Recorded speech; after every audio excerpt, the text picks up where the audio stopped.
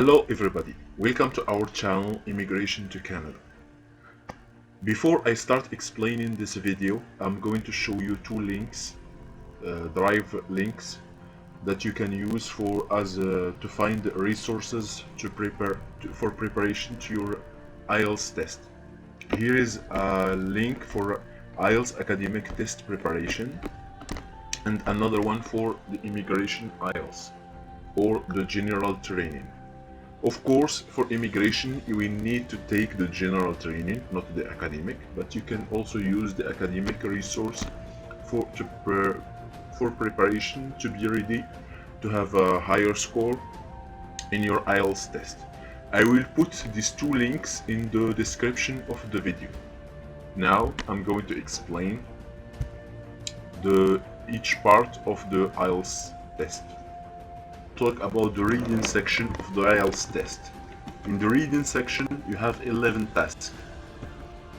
The first task is a multiple choice task. So in this task, you have to choose the best answer from 4 alternatives, E, B, C, or D, or the best 2 answers from 5 alternatives, or the best 3 answers from 7 alternatives. And you write the letters of the answers in your answer sheets. In this question, it involves completing a sentence in which you will be given the first part of a sentence and you will be asked to complete it from the options. Or it could involve a complete question and you choose the option that best answer it or best answer them. The questions are in the same orders as in the information in the text. So, if the answer to the first question in this group will be located before the answer to the second question, and so on. This task assists number of skills, including details understanding of specific points or an overall understanding of the main point of the text. The number of questions is variable. In the second task, you will be given identifying information. In this task, you will be given some statement and the question will be, do the following statement agree with the information in the text? So if it agrees, you write true. If it doesn't, you write false. Or if it doesn't agree or disagree, you write not given. These questions are also in the same order as the information in the text. It's the same thing as the previous question. You must pay attention to the difference between false and not given. False means that the passage states the opposite of the statement in the question. Not given means that the statement is neither confirmed or contradicted by the information in the passage. Of course, any knowledge you already have can't be used in this question. You have only to answer with what you have in the text. What you already know cannot be used to decide if it's true or false. In this question, they test your ability to recognize particular point of information conveyed in the text. The number of questions is also variable. The task number 3, it's identifying the writer view or claim. It's almost the same as the previous question, but here you will be given a number of statements and asked, do the following statement agree with the view or claim of the writer? If it agrees, you write yes. If it disagrees, you write no. If it neither agree or disagree, you write not given. Of course, the questions are in the same order as the information in the text. It's the same thing as the last question. You must know the difference between no and not given. This task assists your ability to recognize opinions or ideas, and it's often used for argumentative texts. The number of questions is also variable. Matching information, task 4. In this task, the test taker locates specific information in the lettered paragraph or section of a text and write the letter of the correct paragraph or section in the box on their answer sheet. They might be asked to find specific details, for example, a reason, a description, a comparison, a summary, an explanation. They will not necessarily need to find information in every paragraph or section of the text, but there might be more than one piece of relevant information in a given paragraph or section. When this is the case, test takers will be told that they can use any letters more than once. The question does not follow the same orders as the information on the text. So this task type can be used with any text. It might test a wide range of reading skills from locating details to recognizing summary or definition. So you must pay attention in this task. Sometimes you can use questions more than once. It will be detailed in the description of the question, and the information are not in the same order as the information in the text. In this task, they assess your ability to scan for specific information, unlike the next task, which will be a little different. The number of questions is also variable. Matching heading. In this question, you will be given a list of headings, usually identified by lowercase Roman numeral, referring to the main idea of a paragraph or section of the task. You must match the heading with the correct paragraph or section, which are marked alphabetically, and write the appropriate Roman numeral in the box in your answer sheet. There will be always more headings than you have on paragraph or sections, so some headings will not be used. It's also possible that some paragraphs or section might not be included in the task. One or more paragraph or section might already be matched with a heading, as an example. No heading might be used more than once. This task type used with the text that contain paragraph or section with clearly defined items. So here you will have to match the headings with the paragraph, and the headings will be used only once, not more. Also the paragraphs, and sometimes you will have some headings that you won't use because there is more headings than there is paragraphs.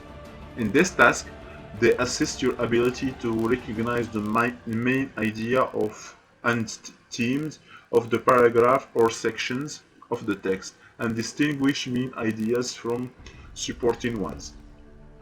Of course, the number of questions is also variable. In the task number 6, it's matching features. In this task, you have a set of statements or piece of information to a list of options. You have to set or match them. These are groups of features from the text and are identified by letters. You have, for example, to require to match different characteristics to age groups or events, to historical periods, etc. It is possible that some options will not be used, and that others might be used more than once, so you have to pay attention. The instruction will advise whatever options might be used more than once. The question do not follow the same orders as the information on the text. So in this task, you have to match piece of information, and in the question you will know if you can use one of them more than once or not. Of course, the order of the questions does not follow the order of the information in the text, not like previous questions. This task assists the ability to recognize a relationship and connection between facts in the text and to recognize options and theories. It may be used both with text dealing with factual information, description, or narratives. You need to be able to skim and scan the text in order to locate the required information and read for details. The number of questions is also variable. In the task number 7, it's matching sentence ending. So in this task, you will be given the first half of a sentence based on the text, and you have to choose the best way to complete it from a list of possible options. You will have more options to choose from than there are questions. So some options will not be used. The questions here are in the same order as the information on the text. So the answer to the first question in this group will be found before the answer for the second question, and so on. This task assists your ability to understand main ideas. The number of questions is variable too. Task number 8, sentence completion. In this task, you have to complete sentences in a given number of words, which from the text, writing their answer on the answer sheet. So the instruction will be clear how many words or numbers you have to use to complete your sentence. Like, for example, no more than 3 words or and a number, or 1 word only, or no more than 2 words. So you have to write only the specific amount of numbers that the words that they ask for. If you write more than what they ask for, you will lose the mark. Numbers can be written using figures or words, so it's better to use figures. This way you won't have any problem with spelling. Contracted words will not be tested. A phonetic word count as single word. The questions here are in the same orders as the information in the passage. So the first answer will be located before the second answer, and so on. This question assists your ability to locate details or specific information. The number of questions is also variable. Task number 9. It's a summary, note, table, flowchart completion. So in this task, you will be given a summary of a section of the text, and you are required to complete it with the information drawn from the text. In this summary, it will be usually just a part of the passage rather than the whole thing. The given information might be in the form of several connected sentences, referred to as a summary, or several notes, referred as notes, or a table with some of its cells empty or partially empty, referred to as a table, a series of boxes, or step linked by arrow to show a sequence of events, with some of the boxes or steps empty or partially empty, referred to as a flowchart. And the answers will be necessarily occurred in the same orders as in the text. However, they will usually come from one section rather than the entire text. There are 2 variables of this task type. You might be asked either to select words from the text or to select words from a list of answers. Where words have to be selected from the passage, the instructions will make it clear how many words or numbers you have to use for your answer. So they will say no more than 1, or no more than 2, or no more than 3. From the passage, same thing, no more than 1 or no more than 2, or they will give you exactly how the number of words you have to use. If you write more than the numbers they ask for, you will lose the mark. Numbers can be written using figures or words, so it's better to use the figures, that way you won't misspell them. Contracted words will not be tested. Affinited words count as a single word. It's the same as the other sections and the other exams. There are always more words or phrases in the box than there are gaps to fill. Because the task type often related to precise factual information, it is often used with descriptive texts. So this type of task assists your ability to understand details and or the main idea of a section of the text, in the variation involving a summary, a note, etc. They need to be answered of the type of words that will be fit into the given gap. For example, whatever a noun is needed or a verb, etc. The number of questions for this task is variable. Task number 10, diagram label completion. In this task, you have to complete a label on a diagram which relates to a description contained in the text.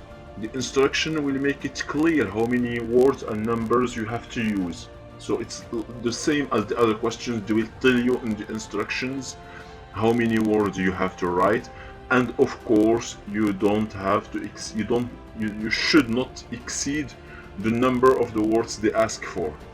Of course, the numbers can be used. You can write the words or the figures. Contracted word will not be tested. Same thing as previous questions. Affinited words count as a single word. The answer do not necessarily occur in the same order. For this task, the answers are not in the same order as the question in the text.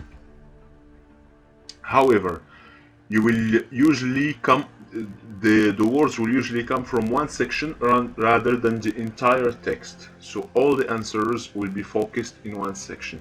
The diagram may be of some type of a machine or a part of a building or other element that can be represented pictorially. This task type is often used with descriptive texts. This task assists your ability to detailed description and to relate to information present in the form of a diagram. The number of questions is variable. The last task is a short answer question, task number 11. In this task, you have to answer questions about factual details in the text. You must write your answer in words or numbers in your answer sheet. You must write using words from the text, not your own words. The instruction will make it short and clear how many words and numbers you have to use. Like, for example, no more than 3 words and a number from the passage. If you write more than what they ask for, you will lose the mark. Numbers can be written with figures or words. Same as previous questions, contracted words will not be tested. Affinited words count as a single word. The questions are in the same order as the information on the text. So you'll find the answer for the first question before the answer for the second question, and so on. This task assists your ability to locate and understand pieces of information and precise information in the text. The number of questions is variable. So, how is the reading section marked? The General Training Reading test is marked by certified markers who are regularly monitored by the British Cambridge Assessment English, so they are reliable. The band score conversion. It's the same thing as the previous questions. They will take your answers, the mark you have for your answers or the score you have, and it will be converted to a 9-band scale. I hope that the explanation was clear. If you have any questions, if you want me to make another video or repeat it, or if you want me to make a video in Arabic, I will gladly do it. It's an easy test. You just have to follow the instructions, read the question more than once to be sure what they really ask for, and then answer your question. If you like the video, please click on the like button. If you don't like it, click on the dislike. And if you're new in the channel, please subscribe so you will have everything in the channel, and you will follow the future videos. I hope that you enjoyed the video, and see you next time.